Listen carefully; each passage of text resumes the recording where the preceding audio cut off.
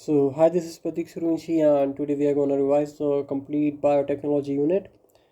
And मैं complete unit वैसे usually record करता नहीं हूँ, बट ठीक है, हम इसके इम्पोर्टेंट लाइंस ही पढ़ेंगे। एंड ज़्यादातर लाइंस मुझे आती है तो मैं उन्हें स्किप कर दूँगा। ऑफ कोर्स टाइम बचाना है ना। वैसे भी रिवीजन वीडियो मुझे ही देखनी है, तो चलो प्रतीक स्टार्ट करते हैं। तो प्रतीक बायोटेक्नोलॉजी हम यूज़ करेंगे सर के नोट्स और स्क्रीनशॉट्स। ये तो दूसरा चैप्टर खुल गया।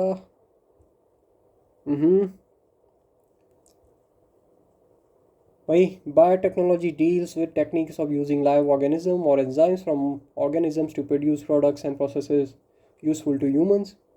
ओके भाई, इसका मतलब है लाइव ऑर्गेनिज्म एंजाइम का यूज़ करके ऐसे प्रोडक्ट बनाना जो ह्यूमंस के लिए यूज़फुल हो।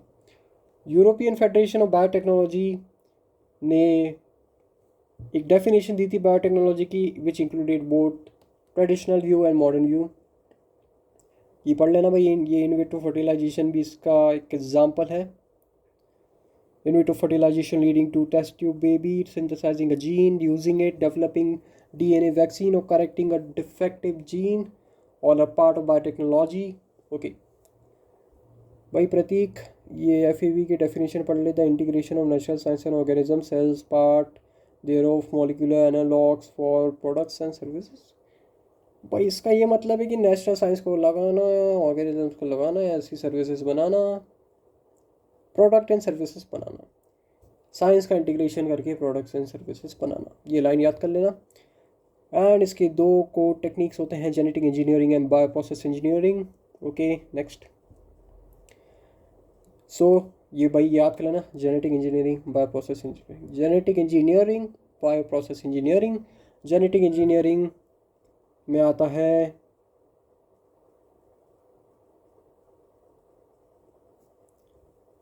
Camera was out of focus I think. ये वाला पेज पॉज करके पढ़ लो एक बार फिर भी।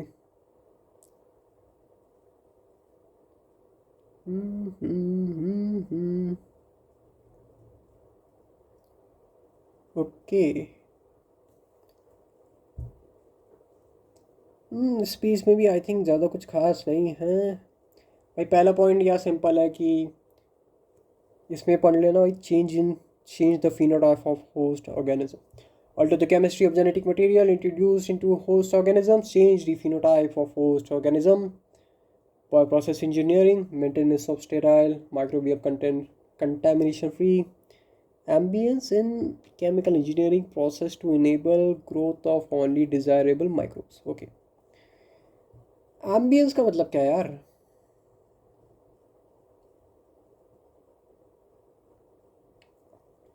I think it means व्यवस्था, or it means environment, sterile maintenance of sterile environment in chemical engineering process to enable growth of only desirable market. ये NCERT जानबूझ के ऐसे लिखती है यार। चलो अच्छी बात।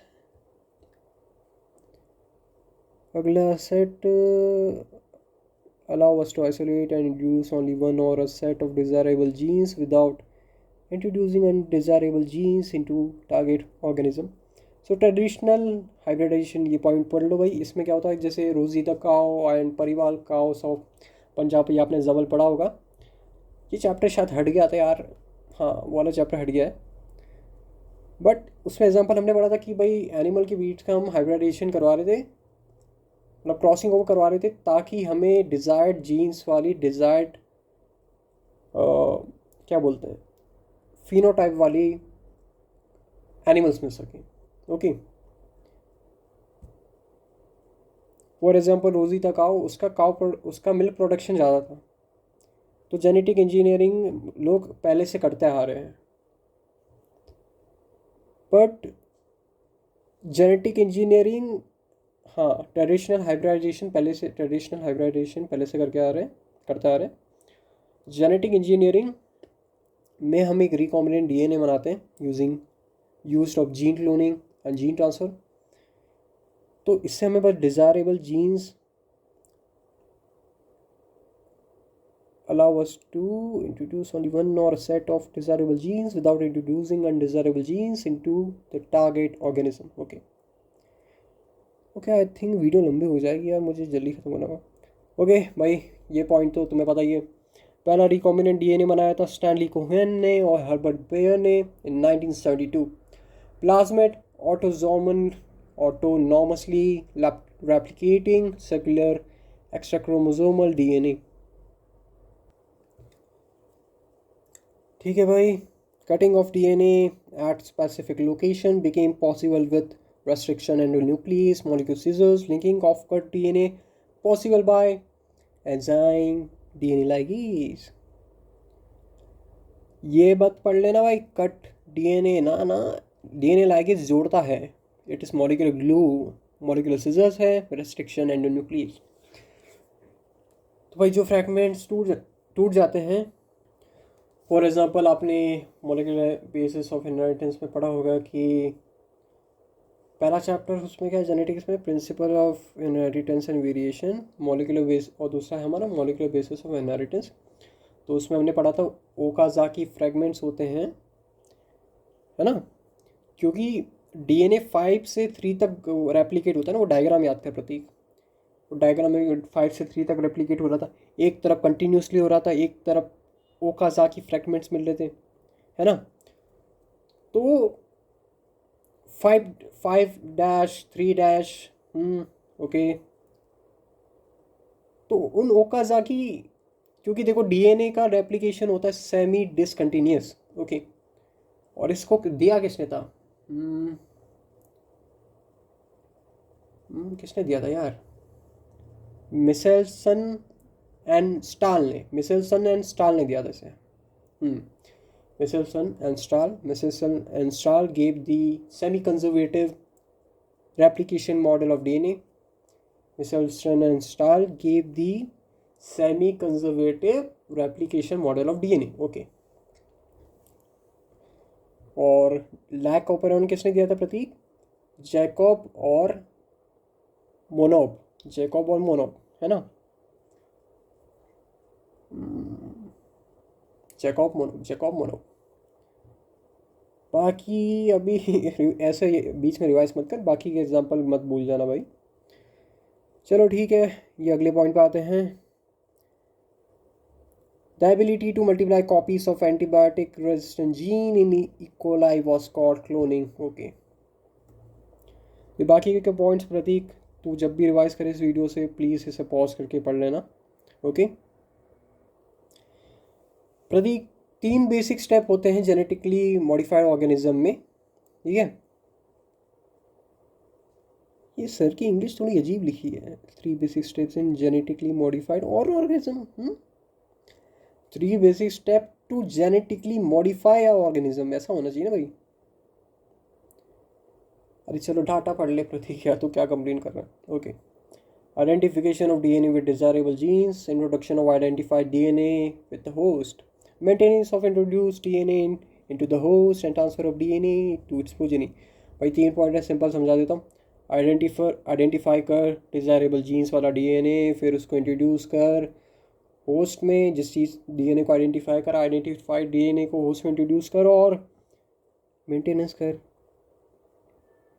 ठीक है. और maintenance of introduced DNA into the host and transfer of the DNA to its progeny. Okay, my next point.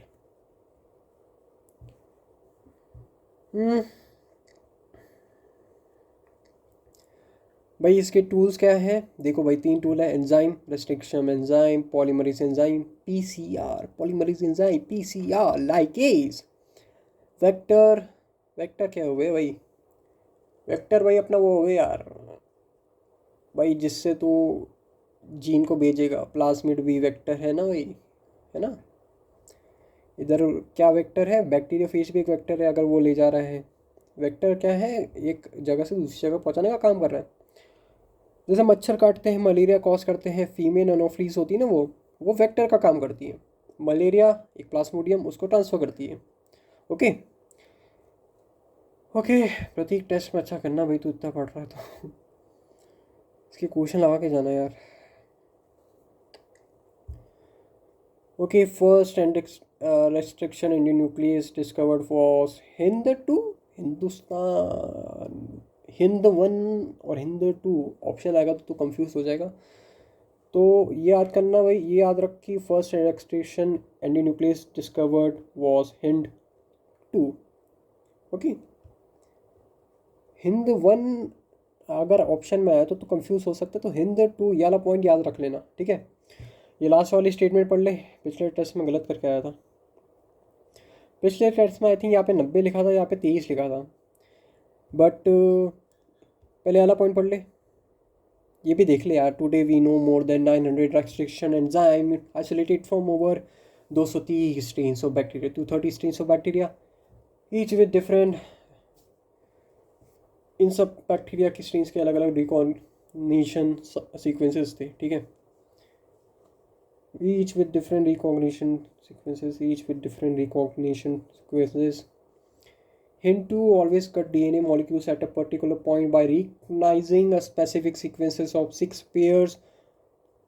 base pairs called recognition sequence. Okay, ये वाला पॉइंट पढ़ लेना। ओके,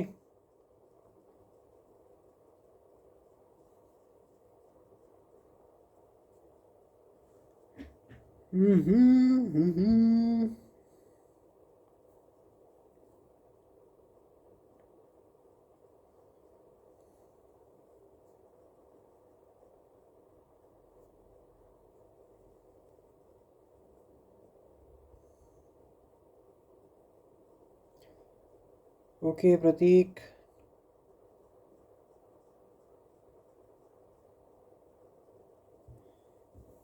फोकस करते हैं नेक्स्ट पॉइंट पे। ओके, तो convention for naming this enzymes क्या है? पहला लेटर आता है जीनस से, और उसके बाद के दो लेटर्स आते हैं माने दूसरा और तीसरा लेटर आता है उस प्रोकैरियोटिक सेल के स्पीशीज से, and fourth letter come from the strain of bacteria.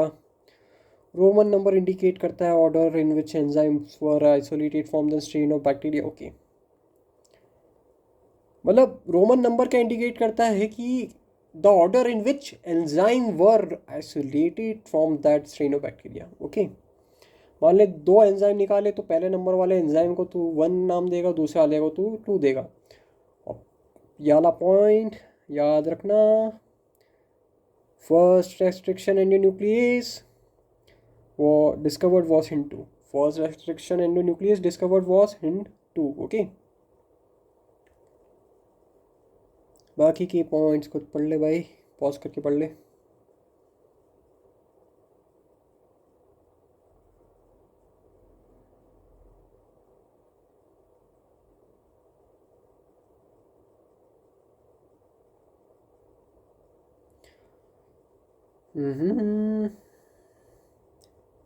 Sticky and blunt ends. Blunt and centre पे काटता है, स्टिकी एंड यहाँ पे काटता है, ये देख लो, यहाँ यहाँ यहाँ यहाँ।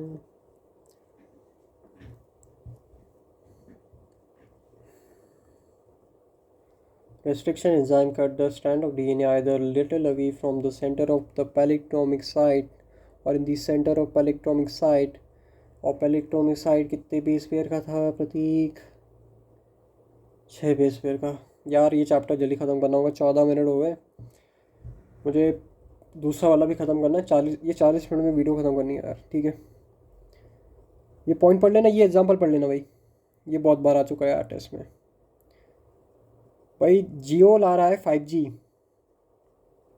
G5, 5G, G5 3C 5G 3C 3C क्या था?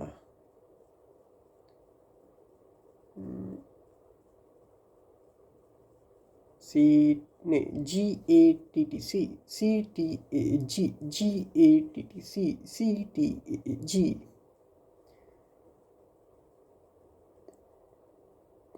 मुझे इसकी कोई ट्रिक नहीं बनानी, मैं ऐसे याद कर लूँगा। ओके नेक्स्ट,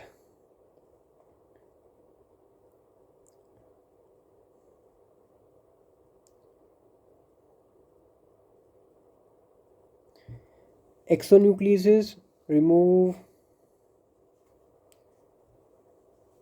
देख लो।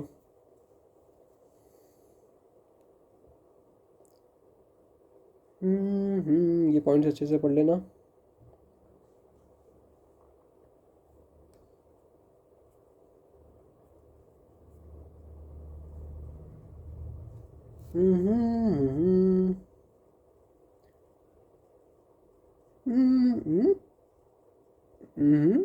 पहले काटा,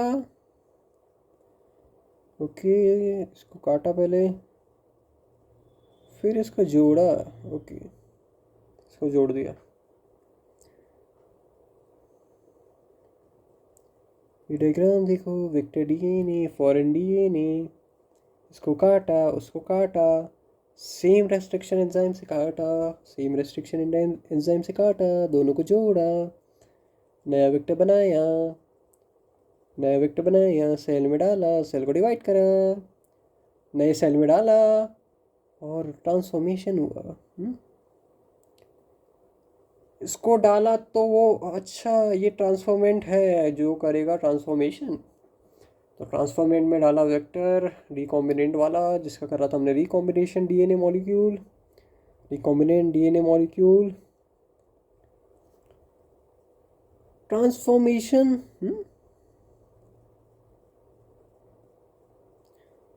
अच्छा प्लास्मिड में वो डाला, मुझे समझ नहीं आया पॉइंट, डाला फिर ट्रांसफॉर्मेशन हुआ, ट्रांसफॉर्मेंट बना, उसको उसमें डाला, जोड़ा, ट्रांसफॉर्मेशन किया, हमने नए वाले उसको डाला सेल में और ट्रांसफॉर्मेशन हुआ, ट्रांसफॉर्मेशन होने के बाद बना ट्रांसफॉर्मेंट, ठीक है।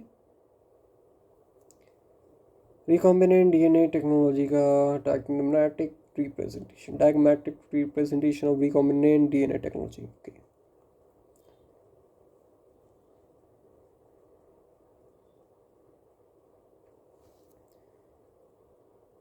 नेक्स्ट पेज, नेक्स्ट पेज, ये पढ़ लो भाई, ब्राइट ऑरेंज कलर के बैंड्स आते हैं, ओके।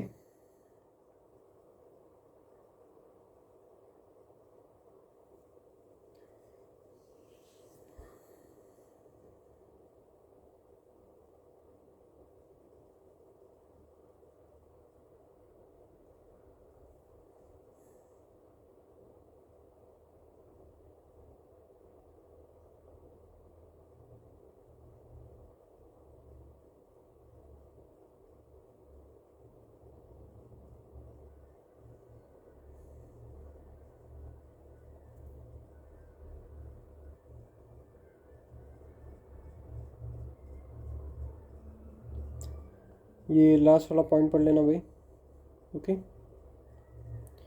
इल्यूशन, ये लास्ट वाला पॉइंट रीड कर लो।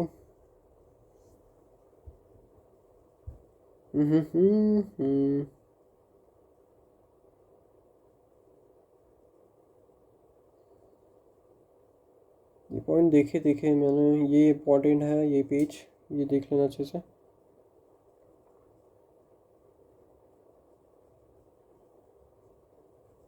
देखो क्लोनिंग वेक्टर, प्लाज्मिड और बैक्टीरियोफेज, ठीक है। प्लाज्मिड्स होते हैं, क्लोनिंग वेक्टर प्लाज्मिड होते हैं, बैक्टीरियोफेज होते हैं। बैक्टीरियोफेज बिकॉज उनका कॉपी नंबर हाई रहता है, ठीक है, with in the bacterial cells. Bacteriophage काफ़ी उनका कॉपी नंबर हाई रहता है बैक्टीरियल सेल्स में, है ना। बैक्टीरियोफेज बैक्टीरिया पे अटैक करते हैं। कैप्सोमियर, कैप्सिड, वो डायग्राम याद आ रहा है एनसीईआरटी का, ओके। कुछ प्लाज्मिड के 1 या 2 कॉपीज़ पर सेल होते हैं और कुछ में होते हैं 15 से 100 कॉपीज़ पर सेल।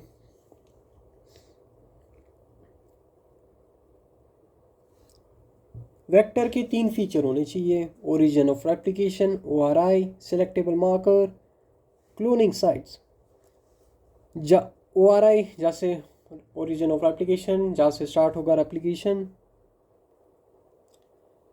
ORI साइट्स जहाँ से स्टार्ट होगा रेप्लिकेशन, सिलेक्टेबल मार्कर आइडेंटिफाई करेगा और एलिमिनेट करेगा नॉन ट्रांसफॉर्मेंट को, और ट्रांसफॉर्मेंट को और selectively permitting the growth of transformants, selectively permitting the growth of transformants. Okay, transformation क्या है भाई? वो ये देखो यार, ये ट्रांसफॉर्मेशन है, ये इसको इसमें डाला ये ट्रांसफॉर्मेशन, इसको इसमें डाला ये ट्रांसफॉर्मेशन है, और ये जो बना ये ट्रांसफॉर्मेट है, ये डिवाइड होगा, ठीक है। ये क्लोनिंग होस्ट है ई कोलाई, ठीक है। ई कोलाई देख लो भाई यार ये।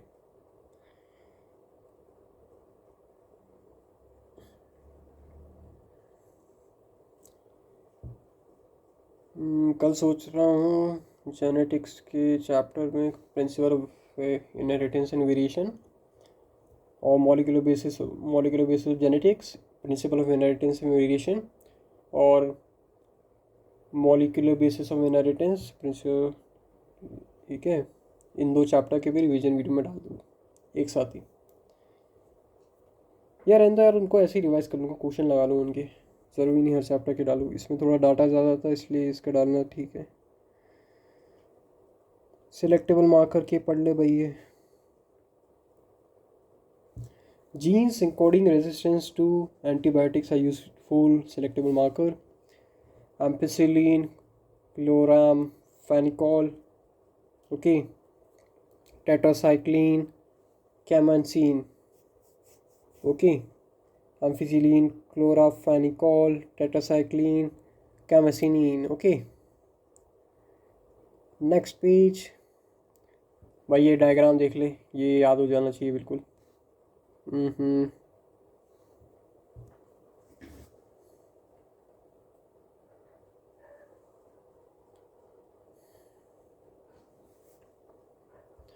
पॉज करके देख लिया। बाय द वे हिंट 3 है, हिंट 2 नहीं, हिंट 3 है ये, ठीक है। Hint 3 coli 1, hint 3 coli 1, okay.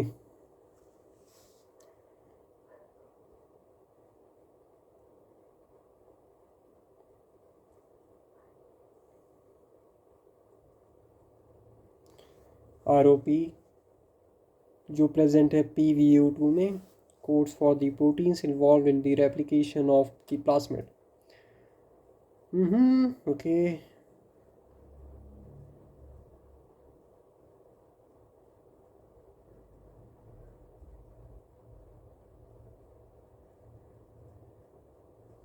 Differentiation of recombinants from non-recombinants on the basis of their ability to produce color in the presence of chromogenic substance. Differentiation of recombinants from non-recombinants on the basis of their ability to produce color in the presence of chromogenic substance. The presence of chromogenic substrate gives blue color colonies if the plasmid in the bacteria do not have an insert. Presence of chromogenic substrate gives a blue colored colonies if the plasmid in the bacteria do not have an insert. Okay. This point is confusing. Okay, you got to revise it again. So इससे question बन सकते हैं, अगर bacteria के अंदर insert नहीं है तो प्रेजेंस ऑफ क्रोमोजेनिक सबस्ट्रेट देगा ब्लू कलर कॉलोनीज। अगर बैक्टीरिया में इंसर्ट नहीं है तो प्रेजेंस ऑफ क्रोमोजेनिक सबस्ट्रेट देगा blue coloured colonies. Okay, next point. और जब हम इंसर्ट डालते हैं उससे होगा presence of insert results in insertional inactivation of the beta galactic। रुको एक सेकेंड, ये पॉइंट्स पढ़ लेना। हाँ ठीक है, okay Prateek, I think phone में बैटरी कम बची है, सो इसे 15 मिनट में ख़त्म करते हैं। तो देखो यार, इंसर्शनल एक्टिवेशन होता है और retroviruses in animals have the ability to transform normal cell into cancerous cell. वो पॉइंट्स आपने पढ़ लिए, ये पॉज करके पढ़ लेना प्रतीक। ओके, और अगर बैक्टीरियल सेल को प्लास्मिड लेना है तो it must be first made first be made to competent to take up the DNA. Okay, तो भाई मैं पॉइंट्स तुझे एक्सप्लेन कर देता हूँ, तो रीड कर ले। ओके भाई, पहले उसको रिकॉम्बिनेंट डीएनए को, ठीक है, उसको कॉम्पिटेंट बनाने के लिए उसको झटका देते हैं। अब झटका देने के तरीके देख ले। रिकॉम्बिनेंट डीएनए को प्लेस किया जाता है, भाई इंसर्शनल एक्टिवेशन करना है ना तुझे डीएनए का।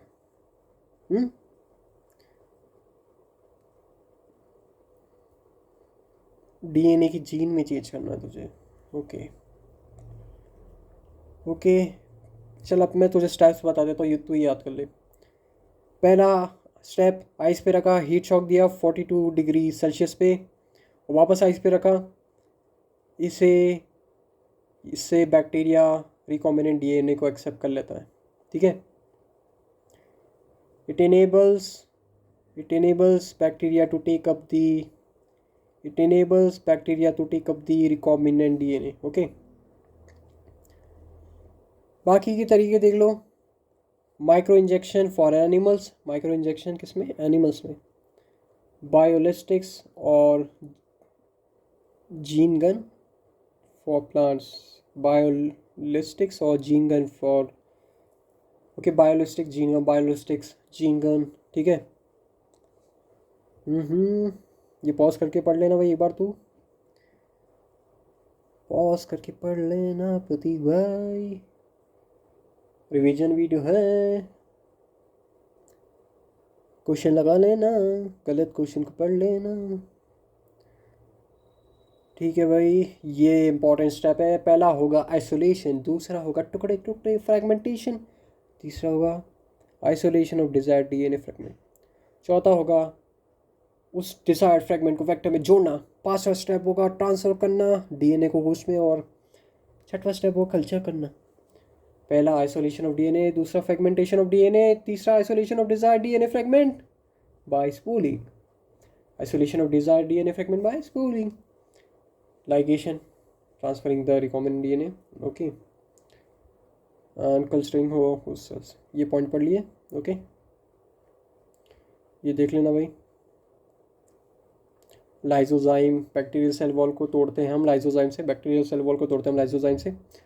प्लांट सेल को आइसोलेट किया जाता है एंजाइम सेल्यूलेज से, plant cell isolated with enzyme cellulase, ठीक है।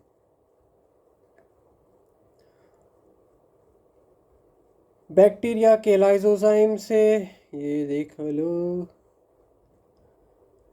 बैक्टीरिया को लाइजोजाइम से करा, प्लांट सेल को आइसोलेट किया एंजाइम सेल्यूलेज से,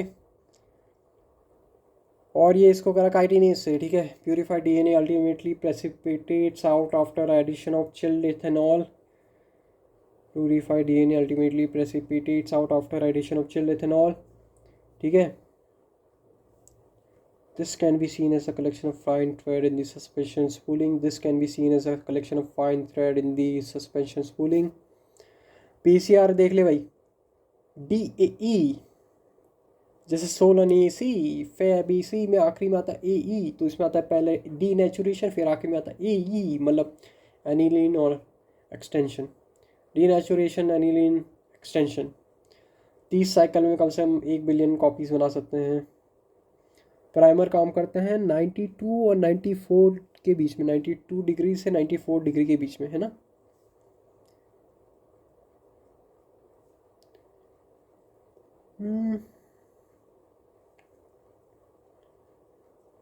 आई गैस ये 92 ही लिखा है, 42 दिख रहा है, लेकिन ये 92 ही लिखा है मेरे ख्याल से। 92 to 94, 92 to 94। Okay Google,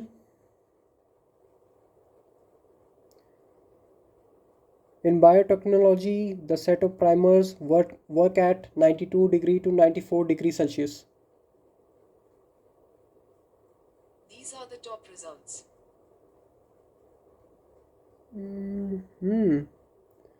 okay, denaturation होता है कॉमनली एट 94 डिग्री सेल्सियस।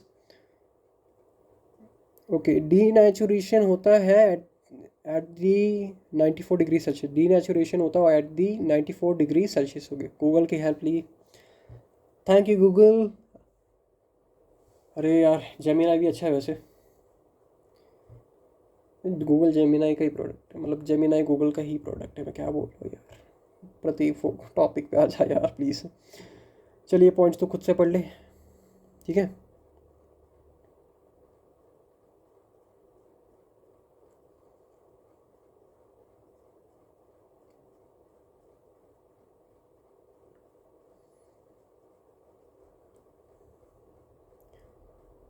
ये नेक्स्ट पॉइंट भी तू पढ़ ले भाई, ये कुछ नहीं है, देख ले।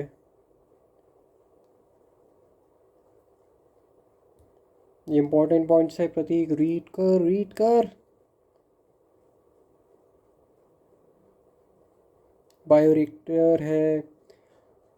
अब भाई protein, if any protein encoding gene is expressed in a heterozygous host, it is called recombinant protein. If any protein encoding gene is expressed in a heterologous host, it is called recombinant protein.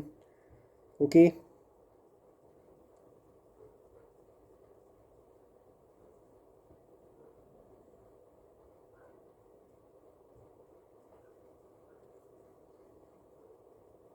ये point देख ले ऊपर वाले, देख लिए, pause करके देख ले, ये वाले पॉइंट देख ले।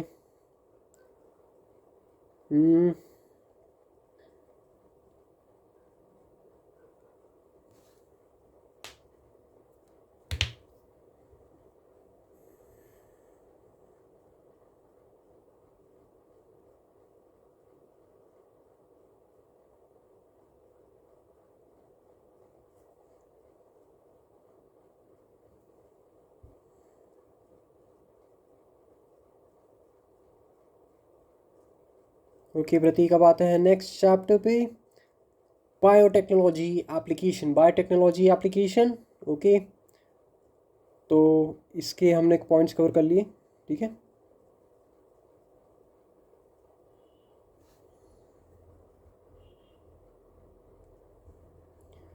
You can see it one more time, ये एक बार रिवाइज कर लेना, ओके। ओके देख ले भाई, तू एक बार देख ले।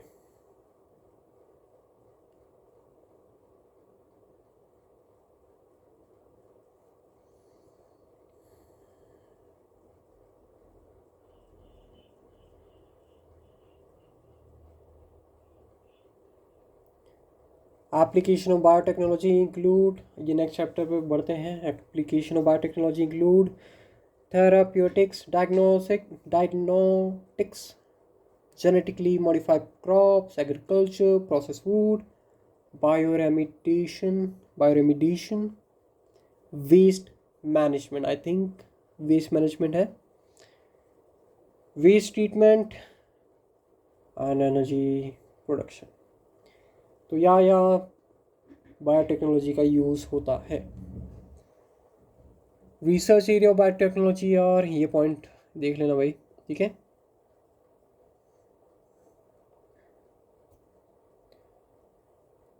Providing the best catalyst, optimum condition or downstream processing। I think phone की बैटरी डेड होने वाली है, तो ये पॉइंट्स तो खुद ही रीड कर ले, okay. Just pause the video and read this points. Green revolution वाला पॉइंट, प्लांट बैक्टीरिया वाला पॉइंट, जेनेटिक मॉडिफिकेशन ताकि प्लांट क्रॉप्स मोर टॉलरेंट बन जाए, ठीक है, एफिशिएंसी बढ़ जाए। गोल्डन राइस में vitamin E in rich rice, okay. ये पॉइंट्स आपने पढ़े हैं। Helps to reduce post harvest losses, increase efficiency of mineral usage by plants, okay. Genetically modified organism, जिनका हम जीन अल्टर कर देते हैं उन्हें कहते हैं GMO, genetically modified organism, okay. ये पढ़ लेना। डिप्टेरन्स में आता है फ्लाइस और मॉस्किटोज, कॉलियोप्टेरन्स में बस आते हैं बीटल्स, CB, ठीक है, ओके। CB बीटल्स, एक बीटल, अरे यार तू ऐसे ही याद कर ले, क्या ट्रिक बना रहा है छोटी छोटी चीज़ों के लिए। DFM, CB, LTBA, you will read it from 1 or 2 times भाई, 2 याद कर ले। इसमें बीटल्स आ रहा है कॉलियोप्टेरन्स में, और डिप्टेरन्स में आता है फ्लाइस और ये मॉस्किटोज। डिप्टेरन्स में आ रहा है फ्लाइस और मॉस्किटोज, ठीक है। और ये लेप्टोडेंस में आ रहा है टोबैको बड वॉर्म, आर्मी वॉर्म, टोबैको बड वॉर्म, आर्मी वॉर्म, ठीक है। ये बीटी टॉक्सिन वाला पॉइंट पढ़ ले। ओके, पढ़ लिया।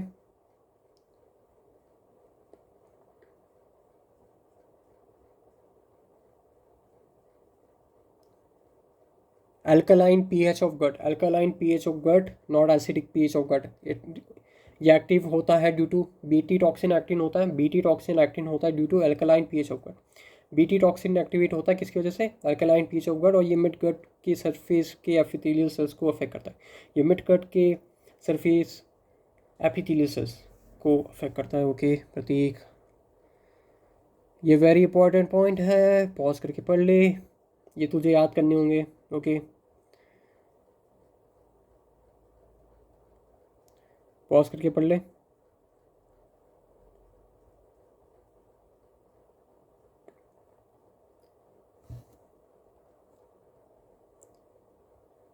Same with this, pause